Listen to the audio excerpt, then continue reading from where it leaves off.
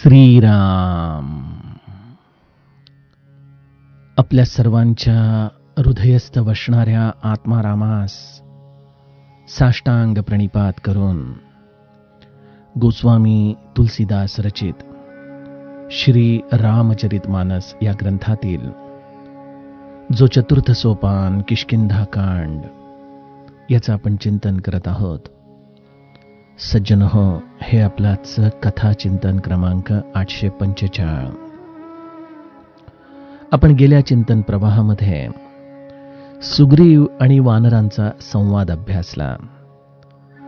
कशा पद्धतीने सुग्रीवाने वानरांना जणू काही सज्जड दमच भरला की जर महिन्याभराच्या कालावधीमध्ये तुम्ही सीता मातेचा शोध केला नाही, जर तिची कुठली वार्ता आणली नाही, तर अशा वानरांचा मी स्वतःच्या हाताने वध करेन. क्षणार्धामध्ये सर्व वानरदळ आपल्या जीवाच्या भीतीने सीताजींच्या शोधासाठी विखुरले गेले. त्यानंतर सुग्रीवाने आपल्या निकटवर्तीयांचे, ज्याला आपण कोर टीम म्हटलं, अशा जामवंत, अंगद, नलनील, हनुमंताच्या या टोळीला, जे प्रभू रामचंद्रांच्या मागे उभे होते, त्यांना बोलवून स्पष्ट दिशा दिली की जरी हे वानर इतस्ता विखुरले असले तरी तुम्ही मात्र दक्षिण दिशेनेच जा, कारण सीताजींचं विमान दक्षिणेच्या दिशेने जाताना मी पाहिलेलं आहे आणि आपण निश्चितपणे सीताजींचा शोध करूनच याल अशी मला खात्री आहे. अशा रीतीने सुग्रीवाने या टोळीवरती असलेला आपला विश्वास जणू काही व्यक्त केला. इथं बघा, सुग्रीवाने अर्थ, धर्म, काम आणि मोक्ष या आधारानेच जणू काही हा सर्व उपदेश सर्वांना केलेला आहे. वानरांना त्याने या अर्थधर्माच्या आधाराने सीताजींच्या शोधाचं महत्व समजावून सांगितलं आणि इकडं सुग्रीव आदी या वानरांशी बोलताना काम आणि मोक्ष या आधाराने सुग्रीव त्यांना उपदेश देत आहे. हे रामकार्य आहे, ही रामाची सेवा आहे आणि या रामकार्यामध्ये आपल्या स्वतःच्या देहबुद्धीचा विसर पडणं हे अत्यावश्यक आहे. श्री महाराजांचंच एक वचन आहे ना की देहबुद्धी गेल्याशिवाय गुरुची खरी सेवा घडत नाही आणि गुरु सेवेमध्ये देह झिजवल्याशिवाय आपली देहबुद्धी जात नाही. ही देहबुद्धी, त्याचं समर्पण ह्यासाठी सेवा आहे बरं का. आपण काहीतरी सेवा करत आहोत, त्या आधाराने मिळणाऱ्या उपाधी जर आपण आपल्या स्वतःवरती चढवून घेतल्या तर ही सेवा आम्हाला ऊर्ध्व गती देण्याच्या ऐवजी या प्रपंचामध्ये आणखीनच अडकवून टाकते.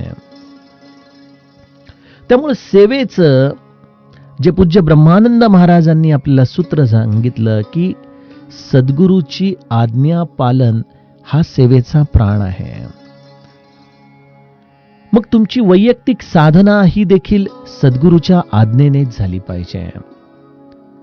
सद्गुरूच्या कार्यामध्ये जे जे काही त्यांना आवडतं त्यासाठी आपला देह झिजवणं हे देखील सद्गुरू आज्ञा पालनाचं मर्म आहे. त्यामुळे गुरु सेवेसाठी आपण आपल्या सद्गुरूंना केंद्रबिंदू ठेवावा. त्यांना जे आवडतं त्यासाठी आपण झटावं आणि हो, हे करत असताना आपल्या स्वतःच्या कष्टांची आपण पर्वा करू नये. बघा, संसारासाठी आपण इतके कष्ट घेतो, या कष्टांच्या शेवटी आपल्याला क्षीणच पदरामध्ये पडत असतो. परंतु सद्गुरु सेवा हे एक असं कार्य आहे की ज्यामध्ये आपण जितका जितका आपला देह झिजवूत तेवढं तेवढं प्रेम, तेवढा तेवढा आनंद हेच आपल्याला प्राप्त होत असतं.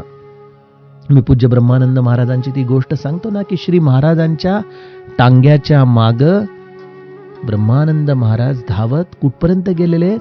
पंढरपूर पर्यंत गेलेले आहेत. तिथं ग्राम प्रदक्षिणा देखील त्यांनी केली.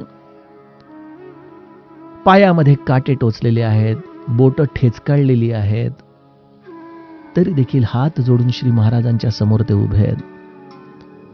आणि जेव्हा श्री महाराजांनी ब्रह्मानंद महाराजांच्या पाठीवरून हात फिरवला, तेव्हा त्यांचं सगळं शरीर मोरपिसासारखं हलकं झालं. सगळ्या वेदना गेल्या. सज्जनो, हे गुरुसेवेचं मर्म आहे. बघा, आमच्या गोंदवल्याला देखील अनेक सेवेकरी आपला वेळ, आपला पैसा कशाचाही विचार न करता पौर्णिमा, उत्सव यासाठी 24 तास झिजत असतात. या प्रत्येकाच्या चेहऱ्यावरती आनंद ओसंडून वाहत असतो. बघा, जेवढा तो सेवेमध्ये जातोय तेवढा त्याच्या चेहऱ्यावरचा आनंद हा आपल्याला अनुभवता येतो. ही नेमकी काय अवस्था आहे? सज्जनो, आत्मज्ञान याचंच नाव आनंद आहे बरं का. आणि या आनंदाच्या अवस्थेला प्राप्त करण्यासाठी स्वतःच्या देहबुद्धीचं विस्मरण होणं गरजेचं आहे. सेवा काय करते? स्वाभाविकपणे आपली देहबुद्धी झिजवते. उदाहरणच देतो. आपल्या घरामध्ये 4 लोक जेवायला येणार आहेत आणि गृहिणीला ते जेवायला येण्याच्या आधी 1 तासभर फोन आला की आम्ही 4 नाही, आमच्याकडे आणखीन काही लोक आहेत, तर आम्ही 8 जण जेवायला येतोय. बघा किती धावपळ होईल गृहिणीची. अरे बापरे, पुन्हा कुकर लावा, पुन्हा कणिक मळा, पुन्हा भाजी चिरा, पुन्हा ती तयार करा. किती गोष्टी कराव्या लागतील नाही? ताटवाट्या काढा. सगळी नुसती धावपळ धावपळ होऊन जाईल तिची. इथं तरी 1 तास आधी कळालंय की 4च्या ऐवजी 8 येणार आहेत. गोंदवल्याला कधी 400 येतील, कधी 800 येतील, कधी 8000 येतील, परंतु आलेल्या प्रत्येकाच्या मुखामध्ये समाधानाने श्री महाराज अन्नदान करवून घेतात. बघा, कुठलीही धावपळ नाही, कुठेही ताण नाही. जेवढी लोक येत आहेत तेवढा उलटा अधिक आनंदच होतोय. इथं कुठलाही प्रश्न नाही. हे सेवेचं एक विलक्षण मर्म आपण या प्रयोगशाळेमध्ये पाहतो ना. आणि त्यामुळे सुग्रीवानी जे सूत्र दिलेलं आहे की सूर्याला पाठीमागून तर अग्नीला पुढून सेवन करण्याचं प्रयोजन आहे देहाची सुरक्षितता, देहाची अनुकूलता. परंतु स्वामी सेवेमध्ये स्वतःची अनुकूलता पाहू नये, स्वतःची सोय पाहू नये.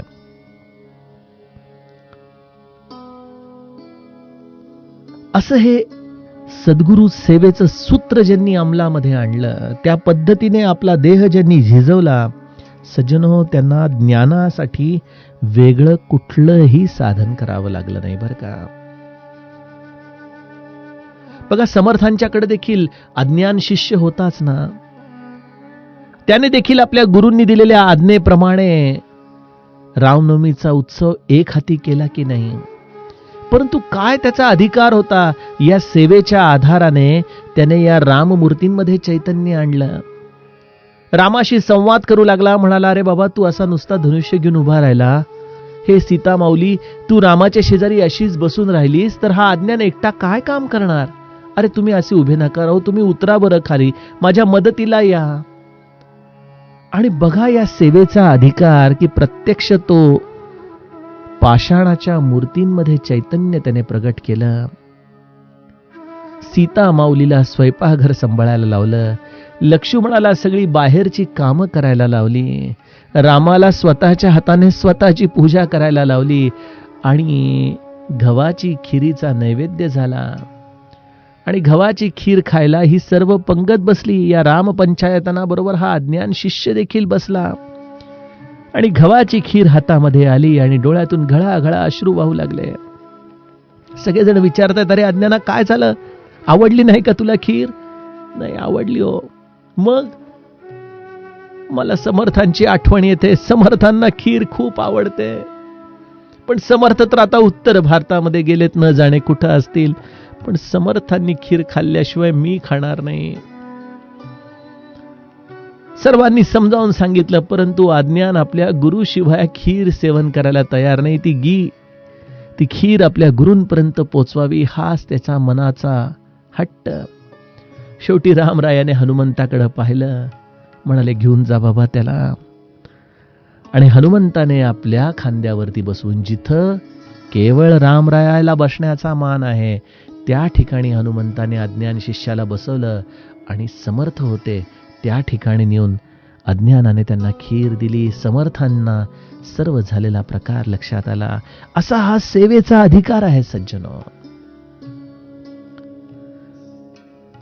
त्यामुळे या सेवेमध्ये समर्पण ज्याचं जितकं जास्त, त्याला तेवढी या आत्मज्ञानाची गुह्यता स्वाभाविकपणे प्राप्त होते. हेच पादसेवन भक्तीचं मर्म समर्थांनी आपल्याला नवविधा भक्तीमध्ये सांगितलेलं आहे.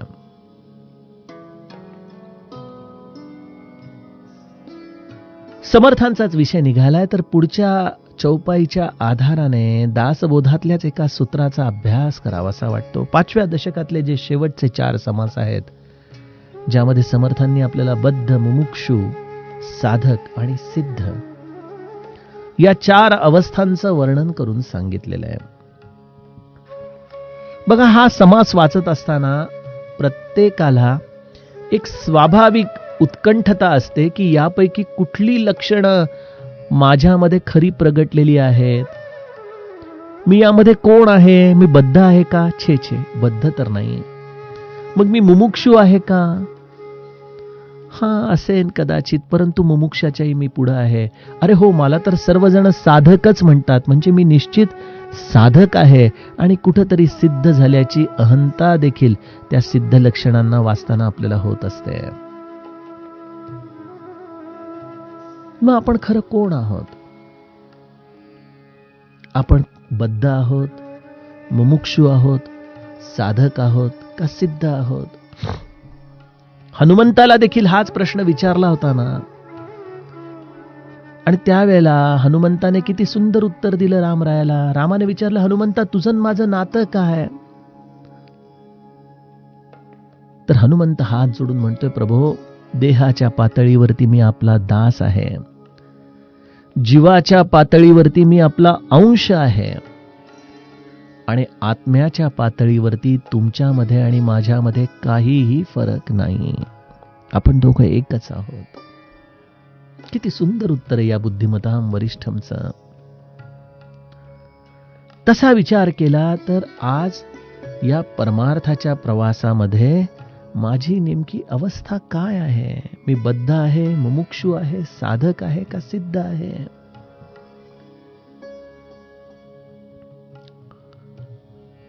सज्जनो, मला जर वैयक्तिक विचाराल तर मला असं स्पष्ट जाणवतं, हा काही माझा विनय नाही किंवा उगीच बोलण्याचे शब्द नाहीत, परंतु मी माझ्या प्रगती पुस्तकाला स्वतः जाणतो आणि मला स्पष्टपणे दिसतं की अजूनही आपल्या मनाचं बद्धपण संपलेलं नाही.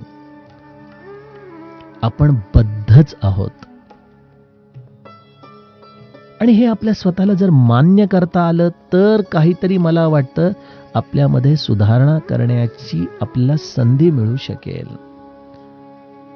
कारण साधक हे काही पद नाही हो, साधक ही अवस्था आहे. आणि जेव्हा आपण समर्थांच्या साधक अवस्थेचं वर्णन वाचतो तेव्हा लक्षात येतं की काय विलक्षण त्याग, समर्पण साधकाकडून अपेक्षित आहे.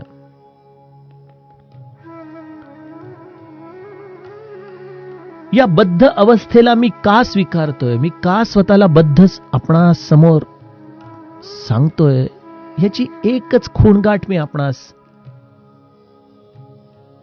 कदाचित ती देखील संयोगाने तुमच्याशी मिळत जुळत असेल म्हणून सांगतो. बघा, आम्ही परमार्थ का करतो याचं एक साधं गणित आपल्या स्वतःला विचारा. अगदी खरं खरं उत्तर त्याचं शोधा. ग्रंथांमध्ये वाचून गुळगुळीत झालेले शब्द हे आपल्या अनुभवाला आले नसतील तर ते बोलू नका. मी परमार्थ का करतो? मी का जातो श्री महाराजांच्याकडं?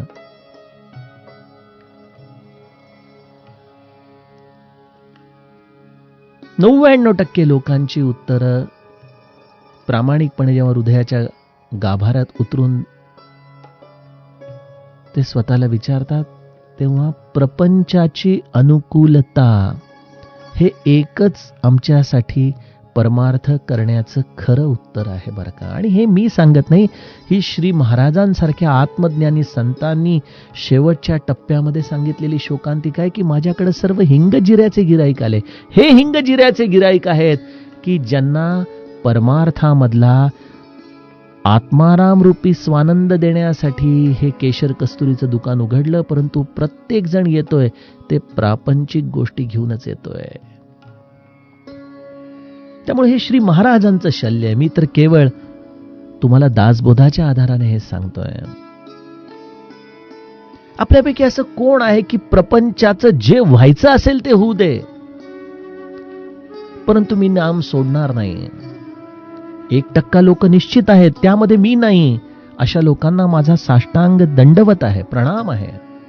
कारण नामावरती एवढी दृढ निष्ठा आहे की कुठल्याही भौतिक परिस्थितीचा त्यांच्या साधनेवरती, त्यांच्या नामनिष्ठेवरती कणभर देखील फरक पडत नाही.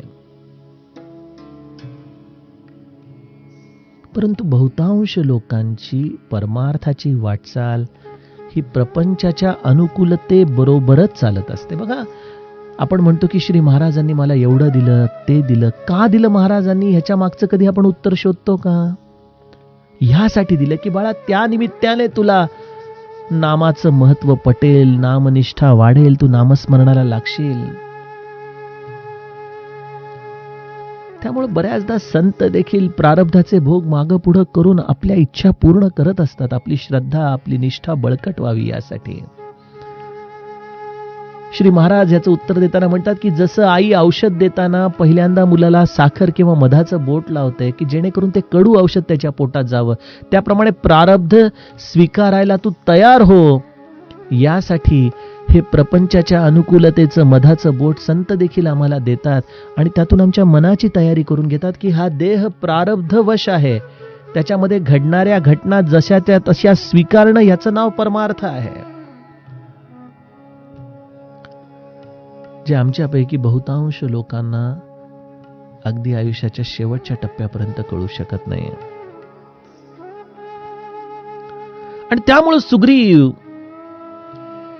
इथं आम्हाला परमार्थाचं अत्यंत महत्वाचं सूत्र या संवादामधून सांगतोय की तजी माया सेईय परलोका मिटही सकल भव संभव सोका. परमार्थ का करायचा?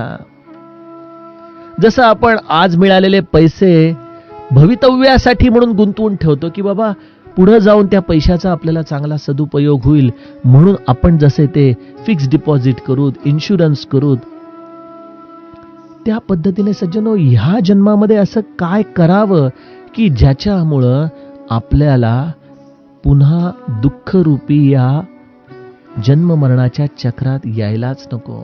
अशी कुठली इन्व्हेस्टमेंट आहे? असं काय केलं पाहिजे याचा कधी आपण मनापासून विचार केला आहे का? आणि सुग्रीव आम्हाला नेमकं ते मर्म सांगतोय की ह्या जन्मामध्ये असं काही कार्य करा, अशी काही कर्म करा, अशा पद्धतीने रामाची सेवा करा की त्या रामाच्या सेवेतून तुम्हाला तो भगवंत या जन्म मृत्यू रूपी चक्रातूनच कायमस्वरूपी सोडून देईल. आणि एकदा का तुम्ही जन्म मृत्यू चक्रातून सुटला की केवळ आनंद हीच तुमच्या जीवनाची अवस्था होऊन जाईल बरं का. ज्या आनंदासाठी म्हणून तुम्ही प्रापंचिक गोष्टी मागता, ज्या वस्तूंमध्ये तो आनंद नाहीच, आणि याची आपल्याला वारंवार अनुभूती येते की महाराज ही वस्तू द्या, ही वस्तू द्या, म्हणून आपण कदाचित त्यांच्याकडे ती वारंवार मागावी आणि ती मिळाल्यानंतर नव्याच्या 9 दिवसाप्रमाणे त्या वस्तूतला आनंद ओसरून जावा. जसं लहान मूल खेळणं खेळावं, थोडा वेळ त्याच्यामध्ये रमावं आणि नंतर टाकून दुसऱ्याच्या मागं लागावं, तशी ही आमच्या वाढलेल्या शरीरामधल्या बालमनाची अवस्था आहे बघा. आम्हाला आनंद हवाय, आम्हाला सुख हवंय, परंतु आमचं ठिकाण चुकतंय. खरा आनंद, खरं सुख हे या विषयांमध्ये नाही, तर या विषयांना प्रारब्धावरती सोडून आपल्या सर्व साधनेचं ध्येय रामराया आहे, यासाठी जो आपल्या आतमध्ये तुटून पडतो, ज्याला खऱ्या अर्थाने हा संसार नकोसा वाटू लागतो, त्याच्या जीवनामध्ये बद्धापासून मुमुक्षत्वामध्ये प्रवेश मिळतो. मला सांगा, आज इतके वर्ष साधन करून मला हा प्रपंच नकोसा वाटतोय का? मला त्याचं वमन होतंय का? का आजही मी गुरुकृपेची अनुकूलता केवळ प्रापंचिक अनुकूलतेच्या आधाराने मोजतोय? आपण आपल्या स्वतःला विचारावं आणि मग आपल्या स्वतःची कॅटेगरी ठरवावी की मी साधक आहे, मी सिद्ध आहे, मी मुमुक्षु आहे, का तुम्ही माझ्यासारखेच बद्ध आहात?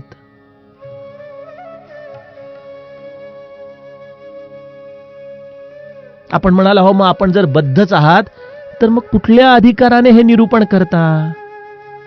काय तुम्हाला अधिकार आहे लोकांना देखील मार्गदर्शन करण्याचा? अगदी बरोबर प्रश्न आहे सज्जनो. मी नेहमी वारंवार हा प्रश्न श्री महाराजांना विचारतो. महाराज म्हणतात की वर्गातला खरा शिक्षक कोण सांग बरं? मी म्हटलं जो उत्तम शिकवतो, वर्गातल्या मुलांना तयार करतो. नाही नाही म्हणे, जो वर्गात पहिला येतो मुलगा त्याच्यामध्ये शिक्षकांची खरी कला आहे, का जो नापास झालेला नाठाळ मुलगा आहे, जो कुठल्याही दृष्टीने पास होऊ शकत नाही, अशा मुलाला पास करून आणणं यामध्ये शिक्षकाचं खरं कौशल्य आहे? विचार केला तर लक्षात येतं की सगळ्यात नाठाळ मुलाला जर पास करून दाखवलं तर शिक्षकांचं त्यामध्ये खरं श्रेय आहे. महाराज म्हणाले, तुला तुझं उत्तर मिळालं का? मी म्हटलं हो महाराज.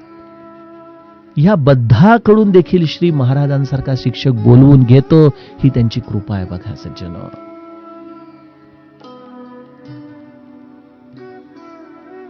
मग आपलं कार्य काय आहे? आपल्याला गुरूंनी आपली कुठलीही पात्रता नसताना या रामसन्मुख करण्याचा हा जो विडा उचललेला आहे, त्याला आपण नको का हो थोडं पूरक व्हायला? नको का थोडंसं अनुकूल व्हायला? त्यांना आवडतं म्हणून नामासाठी नाम नको का हो घ्यायला आपण? का या मायेच्या अनुकूलतेच्या आधारानेच आपण हा सर्व परमार्थ करायचा?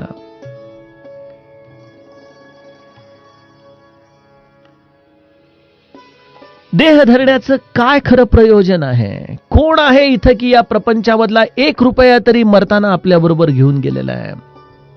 आणि हे स्पष्ट सत्य कळत असतानाही आम्ही या देहाच्या आधाराने अशी काही इन्व्हेस्टमेंट करत नाही की आम्हाला पुन्हा या जन्म मृत्यूच्या चक्रामध्ये यायलाच नको, कायमस्वरूपी आनंद अवस्थेमध्ये आम्ही राहूत.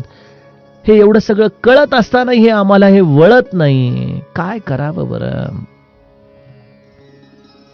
देह धरे कर यह फलु भाई, भजिय राम सब काम बिहाई.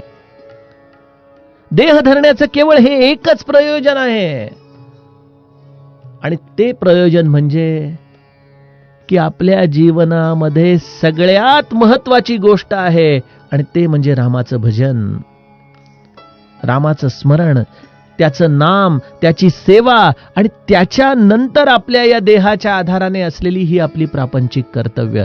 आमच्या जीवनामध्ये सगळं उलटं झालंय हो.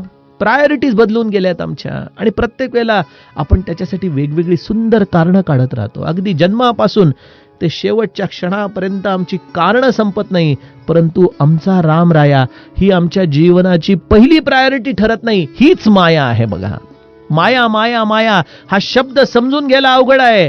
याचा जेव्हा आपण आपल्या मनामध्ये विचार करू की माझ्या जीवनामध्ये रामासाठी जगणं, नामासाठी जगणं, सद्गुरु सेवेसाठी जगणं हे एकमेव माझं आता ध्येय आहे, याच्या पलीकडे मला आता काहीही प्रयोजन नाही, हा जो आपल्या जीवनामध्ये अशा पद्धतीची खुणगाठ ज्या क्षणी आपण बांधूत आणि त्याप्रमाणे नित्य आचरण करूत, मला वाटतं मायेने आपली कास त्यावेळेला सोडलेली आहे.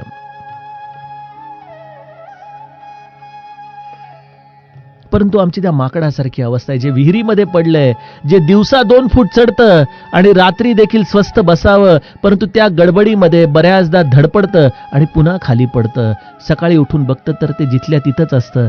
त्याप्रमाणे आमच्या देखील जीवनात वैराग्य येतं. असं वाटतं की आता केवळ नामासाठी जगायचंय, परंतु या संसार रूपी अंधारामध्ये आम्ही असेच कोलमडतो, आणि जेव्हा पुन्हा गुरुकडे जाऊन पाहतो तर आमचं ते चक्राकार अवस्था असते, वर्तुळाकार अवस्था. जिथं आहे तिथंच, तिथून काही पुढं आपलं गणित जायला तयार होत नाही. मी माझं सांगतोय बरं का.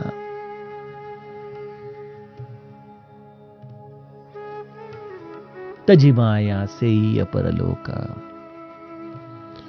कुठेतरी हे मना विचार कर, तू परलोकासाठी म्हणून काय कार्य करतोयस? जसं एखाद्या प्रवासाला जायचं असेल तर आपण पहिल्यांदा रिझर्वेशन करतो, तिथं राहण्याची व्यवस्था करतो, सगळी अनुकूलता बघून घेतो, कारण की तिथं गेल्यानंतर धावपळ कोण करणार. अहो, इथून देखील आपल्याला एका ठिकाणी जायचंय, मग त्याचं रिझर्वेशन कसं करायचं, तिथं अनुकूलता कशी प्राप्त करायची. तुम्ही म्हणाल की कुठला अकाउंट नंबर आहे सांगा, आत्ता पैसे ट्रान्सफर करतो. ते अकाउंट केवळ एकच आहे, नामस्मरणाचं. आणि तिथं 13 कोटीचा बॅलन्स केला तर मग पुढच्या सर्व अनुकूलता तुम्हाला स्वाभाविकपणे प्राप्त होतील.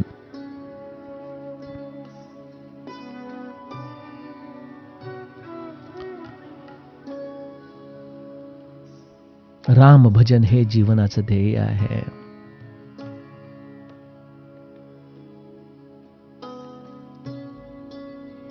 रामाचे भजन हेची माझे काम, तेणे समाधान पाविजेन. समर्थ देखील म्हणतात. परंतु हे कोणाला कळतं? ज्याची आवड बदललेली आहे त्याला हे कळू शकतं बघा. नाही तर ही अशी प्रवचनं तर कितीतरी लोक सांगतात. आता इथं सुग्रीव देखील सांगतोच आहे प्रवचन.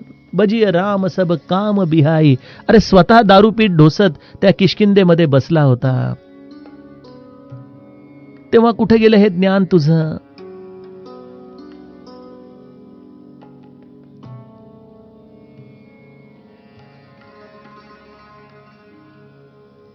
परंतु ह्यामध्ये एक लक्षात घ्या की जोपर्यंत आपलं कोवर बदलत नाही, आपल्या खऱ्या आवडी बदलत नाहीत, आपल्याला मनापासून तो रामराया जोपर्यंत आवडत नाही, तोपर्यंत या सगळ्या गोष्टी बाह्य सुधारणा आहेत बरं का. आपल्या कोरमध्ये विचार करा, आपल्या चित्तामध्ये उतरा की माझ्या चित्तामध्ये आत आत आत आत खोल उतरल्यानंतर सगळ्यात प्राणप्रिय मला काय आहे, त्याचं टेक्स्चर बदललं पाहिजे. तिथं आपला राम आला पाहिजे. हे नामाचं प्रेम आहे बरं का सज्जनो. की जर उद्या चित्ताचा एक्सरे काढला, जसा पूज्य प्रल्हाद महाराजांच्या हृदयाला स्टेथोस्कोप लावला असता आयुष्याच्या अंतिम टप्प्यामध्ये डॉक्टर देखील शहारून गेले, त्यांच्या अंगावरती रोमांच आला, कारण की हृदयाच्या त्या निनादामध्ये त्रयोदक्षरी मंत्राचा स्पष्ट आवाज येत होता. श्री महाराजांच्या देहाच्या कुठल्याही अंगामध्ये जसं नाम भरून उरलं होतं, तसं माझ्या चित्तामध्ये आज कोण आहे, कोण आहे? आपल्या चित्ताचा दररोज एक्सरे काढा, बघा काही इन्फेक्शन कमी होतीये का संसाराची? कुठं रामाचे चरण प्रगटण्यासाठी स्वच्छता होतीये का या चित्तामध्ये? आणि ज्या वेळेला आपल्या हृदयामध्ये राम प्रगटायला लागलेला आहे, याचं जर तुम्हाला काही लक्षण ओळखायचं असेल तर तुमच्या जीवनामध्ये मुमुक्षत्व यायला सुरुवात होते की अरे हे काय चाललंय, कशासाठी मी जगतोय, मला काय केलं पाहिजे या आयुष्यामध्ये येऊन, हे मनापासून वाटायला लागतं. आणि तेव्हा सोयी गुणज्ञ सोयी बडभागी, तेव्हा त्या गुणांचा खरा अर्थ कळतो, तेव्हा ते गुण आपल्याला मनापासून आचरणामध्ये आणावेसे वाटू लागतात. आपल्या गोंदवल्याला डिंगणकर आहेत ना, त्यांना मी गेले जवळजवळ 25 वर्षे झाले बघतोय. मला अजूनही स्पष्ट आठवतं त्या मनुष्याचं मुमुक्षत्व. अक्षरशः वेड्यासारखं नामस्मरण ते आमच्या उपासना केंद्रामध्ये येऊन दिवस दिवस करत बसायचे. नामाशिवाय दुसरं काही त्यांना तंद्रीच नाही. अशी मनाची एक विलक्षण अवस्था त्यांची झाली होती. आणि मग तिथून पुढे सर्व काही सोडून गोंदवल्याला श्री महाराजांच्या ते सेवेमध्ये आले. तो भाग पुढचा. आपण त्यांची उपाधी वाढवायचं इथं काम करत नाहीये, परंतु मी तुम्हाला एक माझ्या डोळ्यांनी पाहिलेलं उदाहरण सांगतो की मुमुक्षत्व आल्यानंतर मनुष्याचा रसच राहत नाही संसारामध्ये. आज आपला रस किती आहे? मग आपण म्हणाला हो संसाराची राख रांगोळी करणं, त्याला सोडून जाणं म्हणजे मुमुक्षत्व का? नाही सज्जनो. जीवनामध्ये खऱ्या आनंदाची चटक लागली ना की संसार हा त्या पद्धतीने चालत राहतो. त्या संसारामध्ये राहत असतानाही ज्याला त्या खऱ्या सुखाची तहान लागते ते मुमुक्षत्व आहे. संसाराच्या अनुकूलतेसाठी मागणं तिथं थांबतं. तिथं अशा मुमुक्षांची मनापासून हव्यास करावासा वाटू लागतो की अरे अशा व्यक्तीचा संग राहावा ज्याला नामाची खूप आवड आहे, ज्याला या विषयांची पूर्ण अनासक्ती आहे. असा कोणीतरी भेटावा जो दिवस रात्र त्या रामभजनामध्ये आहे. असं कोणीतरी सहवासामध्ये यावं ज्याने आपल्या देहाला चंदनाप्रमाणे या रामसेवेमध्ये झिजवलेलं आहे. अशा या मनाच्या आवडी बदलू लागतात. तेव्हा या गुणांचा खरा अर्थ आपल्याला कळू शकतो. ते खऱ्या अर्थाने रामचरणाचं प्रेम हृदयामध्ये निर्माण झाल्याच्या खुण्या आहेत. जो रघुबीर चरण अनुरागी.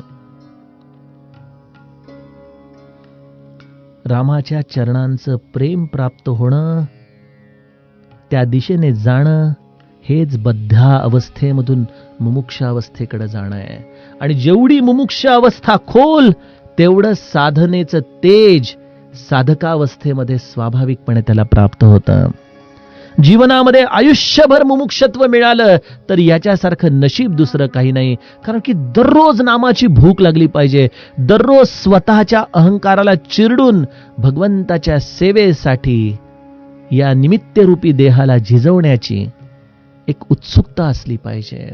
दररोज त्या नामाचं महत्व नाविन्याने ऐकण्याचे कान तयार झाले पाहिजे. दररोज ते भगवंताचं रूप हृदयाला विलक्षण शांतता देणारं असलं पाहिजे. मी तर गुरुरायाला हेच मागीन की हे गुरुराया, ते मुमुक्षत्व या जन्मामध्ये मिळू दे. हे मनाचं बद्धपण संपू दे.